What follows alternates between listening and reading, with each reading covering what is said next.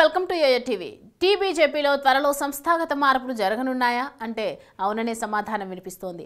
రాష్ట్రంలో బీజేపీ బలం పెరుగుతోంది. అసెంబ్లీ, పార్లమెంట్ ఎన్నికల్లో గతం కంటే ఎక్కువ స్థానాలను సొంతం చేసుకుంది.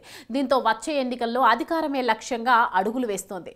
అందుకే ఫిరాయింపుల మీద కాకుండా 5 ఏళ్లలో ఓటర్లను తమ వైపు ఎలా తిప్పుకోవాలనే అంశంపై పార్టీ హైకమాండ్ ఫోకస్ పెట్టింది. ఈ నేపథ్యంలో రాష్ట్ర పార్టీలోకి కీలక మార్పులు చేయనుంది. అందులో ఒకటి అధ్యక్షుడి మార్పు.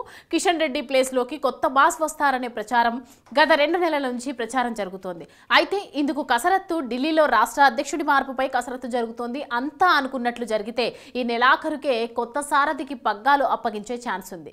అందరికంటే ముందు రేసులో ఈటెల రాజేందర్ ఉన్నా ఆయనకు రఘునందన్, ధర్మపురి అరవింద్ నుంచి గట్టి పోటీయే ఉంది. ఈ ముగ్గురిలో ఒకరికి ఛాన్స్ దక్కుతుందనే ప్రచారం జరుగుతున్న టైంలో ఎవరికి వారు తమ బలాబలాలను హైకమాండ్ ముందు ఉంచుతున్నారు. ఇప్పటికే తెలంగాణలో బీజేపీ తన ఉనికిని క్రమంగా విస్తరిస్తూ వచ్చింది. ఎన్నికలు ఏవైనా కమల వికాసం ఖాయం అనేలా తన కేడర్ను బలపరుచుకుంది.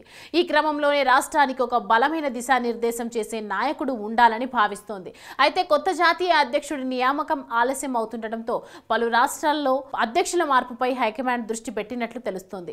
హర్యానా ఎన్నికల నేపథ్యంలో ముందుగా అక్కడ బీజేపీ చీఫ్ ను ప్రకటించారు. ఆ రాష్ట్ర అధ్యక్షుడిగా మోహన్ లాల్ బడోలీకి బాధ్యతలు అప్పగించారు. త్వరలోనే తెలంగాణ సహా మరికొన్ని రాష్ట్రాల్లోనూ అధ్యక్ష మార్పులు ఉంటాయని తెలుస్తోంది. కిషన్ రెడ్డి కేంద్ర కేబినెట్ లో ఉన్న నేపథ్యంలో వీలైనంత త్వరగా అధ్యక్ష బాధ్యతల్ని మరొకరికి అప్పగించేలా కసరత్తు జరుగుతోంది.